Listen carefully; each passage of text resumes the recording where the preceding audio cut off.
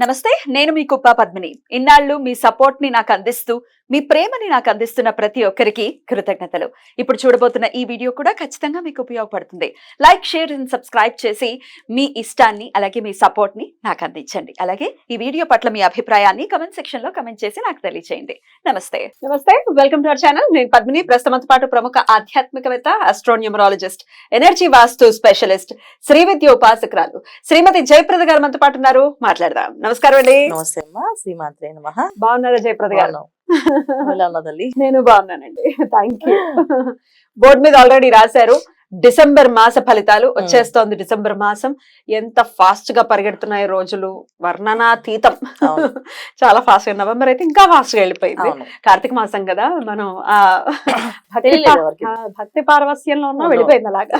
చక్కగా పొద్దున్న లేవడం, స్నానాలు చేయడం, గుళ్ళకి వెళ్ళడం, దీపాలు పెట్టడం, రావడం, ఇంటికి రావడం, అసలు ఎప్పుడు తెలియదు ఎప్పుడు పడుకున్నాం అని తెలియకుండా చాలా చక్కగా. రైట్. ఇక ధనుర్మాసం మొదలు కాబోతోంది. డిసెంబర్ మాసం కూడా 1వ తారీఖు నుంచి మళ్ళీ నెక్స్ట్ ఇయర్ ఫస్ట్ వరకు కూడా ద్వాదశ రాశుల వాళ్ళకి ఎలా ఉంటుందో చెప్పబోతున్నారండి. తప్పకుండా చెప్పాలి, తప్పకుండా. ఎందుకంటే ఈ డిసెంబర్ మాసం చాలా మందికి అన్ని విధాలా బాగుంటుంది అని అనుకోవాలి ఇప్పుడు. ఎందుకంటే కార్తీక మాసము ప్లస్ మార్గశిర మాసము, ధనుర్మాసం, ఈ 3 మాసాలు ఎప్పుడు ఏంటంటే ఎంత టైం ఉన్నా అసలు ఏ పని ఉన్నా అసలు ఏం గుర్తుండదు. ఎన్ని ప్రాబ్లమ్స్ ఉన్నాయి, ఎన్ని కష్టాలను గుర్తుండవు. ఎవరికి వారికి భగవంతుడి దగ్గరికి వెళ్ళాలి, సేవ చేయాలి, ఈ పూజ చేయించుకోవాలి, ఈ దీపం వెలిగించి రావాలి అనే ఆలోచనలే ఉంటాయి. కనుక ఈ రాశి ఫలాల్లో ఉండే గ్రహ సంచారం అనేది కాస్తంత ఇబ్బంది పెట్టినా అది ఎవరికి తెలియకుండా వెళ్ళిపోతుంది. అదొక దేవుడు ఇచ్చిన మనకు వరం. భగవంతుడు ఎప్పుడు ఏదో ఒక మనిషికి వరం ఇస్తూనే ఉంటాడు. మనం అది గుర్తించుకోవాలి. అది గుర్తించకపోవడం వల్ల ఇబ్బంది. మాస ఫలితాల్లో ఎలా ఉంది ఈ మాసం అంటే అందరికీ సుమారుగా కొంచెం బాగుంది, కాస్తంత ఇబ్బంది ఉంది. అయితే బాగున్నా ఇబ్బంది ఉన్నా అందరూ దేవాలయానికి వెళ్ళడం, దర్శనం చేసుకుని ఏదో రూపంలో స్వామివారి దర్శనం చేసుకుంటూ అసలు దీపం పెట్టడానికో పూజ చేయడానికో వెళ్తూ ఉంటాం కనుక ఈ అనుగ్రహం మనకి ఆ స్వామివారి దగ్గరికి వెళ్ళడం వల్ల అనుగ్రహం మనకి చక్కగా ఉంటుంది. అయితే గోచారంలో ఈసారి ఉన్న గ్రహస్థితి మనకి చూసుకుందాం తప్పకుండా. సో వృషభ రాశిలో గురువు వక్రించి ఉన్నాడు, కర్కాటక రాశిలో కుజుడు ఉన్నారు, తర్వాత కన్యా రాశిలో కేతు, తర్వాత మనకి వృశ్చిక రాశిలో రవి బుధులు కలిసి ఉన్నారు, తర్వాత మనకి మకరం రాశిలో శుక్రుడు. ఇదొక గొప్ప యోగం. ఈ మాసంలో ఈ మకర రాశిలో శుక్రుడు రావడం అనేది చాలా రాశుల వాళ్ళకి కొంచెం యోగంగా అనిపించవచ్చు, బాగుంటుంది కూడా వాళ్ళకి. తర్వాత కుంభరాశిలో శని భగవానుడు, మీన రాశిలో రాహు. ఈ కాంబినేషన్స్ అన్ని మనకి శని భగవానుడు, రాహు అయితే ఎప్పటి నుంచో ఉన్నారు. సో ఈ కాంబినేషన్స్ లో ఏంటంటే గురువు వక్రించి ఉండడం వల్ల కొన్ని లాభాలు ఉన్నాయి కొంతమందికి, కొంతమందికి ఇబ్బందులు ఉన్నాయి. శని భగవాన్ వక్రగతి నుంచి నార్మల్ స్థితికి వచ్చినందుకు కొంతమందికి చాలా హ్యాపీగా ఉంది, కొంతమందికి కాస్త మళ్ళీ ప్రాబ్లమ్ స్టార్ట్ అవుతుంది. సో మనం ఎవరెవరికి ఎలా ఉందో మనం ఈ విషయాలు తెలుసుకుంటూ వాటికి పరిహారం చేసుకో. ఏం లేదు, మనం ప్రతి విషయాన్ని భయపడట్లేదు. ఇది ఇలా ఉంది కనుక మనం పరిహారం చేసుకుంటూ నామస్మరణ చేసుకుంటూ, భగవంతుని మించిన శక్తి అయితే ఎవ్వరికి ఏది లేదు. ఆయన దగ్గర పూజా పునస్కారం, జపము, అనుష్ఠానం చేసిన వాళ్ళకి ఆయనే కాపాడతారు. గ్రహాలు మనం ఏమి చేయవాలి, తప్పకుండా. అది నేను నమ్ముతాను 100%. తప్పకుండా. సో ఖచ్చితంగా ఏ రాశి వాళ్ళకి ఏ ప్రాబ్లం ఉన్నా వాళ్ళు సాల్వ్ చేసేసుకోవచ్చు, ఇబ్బంది ఏమో. 15th నుంచి కూడా రవి ధనుసు రాశిలోకి వెళ్ళబోతున్నారు. అంటే పంచమాధిపతి భాగ్యస్థానంలోకి భాగ్యస్థానం, అది మంచి ప్లేస్ అని అనుకోవచ్చు. మంచి ప్లేస్. ధనస్సు రాశిలో రవి భగవాన్ అంటే రవి జనరల్ గా మకరంలో దిగ్బలాన్ని పొందుతాడు, దశమ స్థానానికి. ఏంటంటే దిగ్బలాన్ని పొందుతాడు ఆయన మకర రాశిలో. సో ధనస్సు దగ్గరికి వెళ్తే ఆల్మోస్ట్ మకరం దగ్గర ఉన్నట్టే కదా. సో ఖచ్చితంగా ధనస్సులో రవి వెళ్ళే వాళ్ళు చాలా మందికి ఉన్నతమైన స్థానాలకి, పదవులకి రావు అనుకునే వాళ్ళకి అవి ఇప్పించడం వస్తుంది. ఎందుకంటే ఇక్కడ శుక్రుడు వచ్చాడు, మళ్ళీ శని భగవానుడు, అందరు కాంబినేషన్స్ ఉన్నమాట. రవి, శుక్ర, శని, రాహు ఒక గ్రహమాలికలో వచ్చినట్టు ఏర్పడుతుంది. అంటే మనకి గురువు కూడా ఉన్నట్టు అక్కడ. ఎందుకంటే గురువు వక్రించి మేషాన్ని చూసినట్టు ఆ లెక్కన మనకి మొత్తం పంచగ్రహాలు ఒకే మాలికలో వచ్చినప్పుడు అదొక రకమైన యోగం. అది షష్టగ్రహాలు 6 ఉన్నాయి, 1 2 3 4 5 6 మీరు అన్నట్టుగా గురువు బ్యూటిఫుల్ అండి, చాలా మంచి. ఈ స్థితి మాత్రం చాలా మంచిది. మరి దీని రీత్యా మరి ద్వాదశ రాశుల వాళ్ళకి ఎలా, మరి తులారాశి వారికి ఎలా ఉండబోతుందండి డిసెంబర్ మాసం? తప్పకుండా తులారాశి వాళ్ళకి ఈ మాసం ఏంటంటే గొప్ప మాసంగా చెప్పుకోవచ్చు.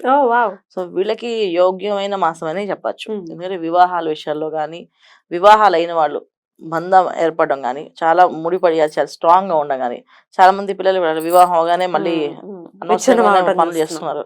అలా లేకుండా చక్కగా ప్రశాంతమైన వాతావరణం, మంచి వాళ్ళతో వివాహాలు అవడం కానీ, వివాహ సంబంధాలు రావడం కానీ, మంచి మంచి అవకాశాలు రావడం కానీ, విదేశ యోగాలు కానీ, విదేశాలకు వెళ్ళాలి వీసా రిజెక్ట్ అవ్వడం కానీ, అలా రిజెక్ట్ కాకుండా వీసా పాస్ అయ్యి వెళ్ళి చక్కగా ఉద్యోగాలు చేసుకోవడం కానీ, విదేశాల్లో ఉన్న పిల్లలు తల్లిదండ్రులు మాట విని ఇండియాకి రావడం, వాళ్ళు చెప్పిన మాట విని వివాహాలు చేసుకోవడం, ఇవన్నీ జరుగుతున్నాయి. అంటే చాలా చాలా విషయం చెప్పాలంటే 99% తులారాశి వాళ్ళకి ఈ మాసం అనుకూలంగానే ఉంది. కాస్త ఎవరికి ఇబ్బంది ఉంది అంటే కాస్త ఉద్యోగాలు చేసే వాళ్ళకి, వ్యాపారాలు చేసే వాళ్ళకి ఖచ్చితంగా కాస్తంత ఇబ్బందులు జనరల్గా ఉంటాయి. ఎందుకంటే రాశాధిపతి వెళ్ళి చతుర్థ స్థానంలో మకరంలో ఉండడం, దానివల్ల ఏంటంటే ఇంట్లో సపోర్ట్ సిస్టమ్ జరుగుతుంది. ఇంట్లో ఆనందాలు, శుభకార్యాలు, శుభాలు జరుగుతుంటాయి. ఎందుకంటే ఎప్పటి నుంచో అసలు మాట వినని వాళ్ళు కూడా, మొండి వాళ్ళు కూడా మారే అవకాశం ఎక్కువగా ఉంది. అయితే వీళ్ళకు ఉన్న ఒకే ఒక ఇబ్బంది అంటే రవి, ద్వితీయంలో రవి ప్లస్ బుధుడు, వక్రించి ఉన్న బుధుడు, ఈ 2 కాంబినేషన్స్ కాస్తంత ఆ సమయానికి కొన్ని పనులు ఆలస్యం, ఆటంకాలు జరుగుతూ ఉంటాయి. అయినా పట్టించుకోకుండా వీళ్ళకి అన్ని యోగంగా బాగుంది కనుక చేసుకుంటూ వెళ్ళొచ్చు. ఇది తులారాశి వాళ్ళకి చెప్పాలంటే కాస్తంత బద్ధకం ఉంటుంది. ఆ బద్ధకం వదిలేసి ముందుకు వెళ్తే అన్ని పనులు అవుతాయి. చేయగలము, చేస్తాము అనుకుంటే చేసుకుని వెళ్ళిపోవచ్చు. ఇది తులారాశి వాళ్ళు తీసుకోవాల్సిన. మరి బుధుడు వక్రించారు కాబట్టి ఎటువంటి రిజల్ట్స్ ఇస్తారు తులారాశి వారికి? తప్పకుండా. అంటే బుధుడు వక్రించినా సరే అన్నద నక్షత్రం వక్రించాడు, అందువల్ల అంత ఇబ్బంది పెట్టేది. తులలో శని భగవానుడు వచ్చేస్తానం కనుక, ఆయన అనురాధ నక్షత్రం శని భగవాన్ నక్షత్రం కనుక అక్కడ దాంట్లో వీళ్ళకి అంత ఎనర్జీ నెగిటివ్ అయి ఉండదు. కాకపోతే ఏంటంటే సమయానికి ఆ ఏదైతే చెప్పాల్సిన విషయమో ఆ చెప్పడం రాదు. ఆ టైంకి అది గుర్తురాదు వాళ్ళకి. అరే ఈ విషయం మేము చెప్పలేకపోయామే, ఈ విషయం మేము అడగలేకపోయామే అని చెప్పి అని ఒక తప్ప మిగతా అన్ని బాగుంటాయి. అయితే వీళ్ళు తీసుకోవాల్సిన జాగ్రత్త ఏంటంటే, మెయిన్ అధికారంగా అన్ని బాగున్నప్పటికీ కూడా కొన్ని విషయాల్లో, జాబ్స్ లో విషయంలో కానీ, వ్యాపార విషయంలో కానీ కాస్తంత ఇబ్బంది పడే అవకాశం ఉంది. ఎందుకంటే రవి భగవానుడు వీళ్ళకి ద్వితీయంలో ఉన్నాడు. ద్వితీయంలో రవి అనేది అంత అనుకూలమైనది కాదు. ఆయన ధనస్సులోకి మారిన తర్వాత మళ్ళీ అది అనుకూలంగా మారుతుంది. అప్పుడు అది అనుకూలంగా మారడం ఏంటంటే అది మళ్ళీ గ్రహమాల యోగంలో వీళ్ళకి అన్ని యోగాలు మళ్ళీ బాగుంటాయి. స్థానము, సంబంధాలు, బంధాలు, అనుబంధాలు, అది మొత్తం ఏంటంటే ఒక రకమైన మాకే ఇంత గుర్తింపు వచ్చింది ఈసారి అనే ఫీలింగ్ తెప్పిస్తుంటారు. చిన్న స్థాయిలో పనిచేసే వాళ్ళకు కూడా ఒక మంచి లాభం వచ్చి డబ్బు రావడం కానీ, వాళ్ళ గుర్తింపు రావడం కానీ, పేరు కానీ రావడం వచ్చే అవకాశం ఉంది. ఇవి ఎప్పుడు రవి భగవాన్ 16 తర్వాత డిసెంబర్ 16 నుంచి ఆయన ధనస్సులోకి వెళ్ళాక ఇది వస్తుంది. అయితే ఈ మాసం అంతా వీళ్ళు చేయాల్సింది ఏంటంటే, బుధుడు వక్రించి ఉండడం వల్ల కాస్తంత ఇబ్బంది ఉంది కనుక చేయాల్సిన ఆరాధన ఏంటి, వచ్చేది మార్గశిర మాసం, ధనుర్మాసం, ఈ 2 మాసాలు లక్ష్మీనారాయణ మాసాలు.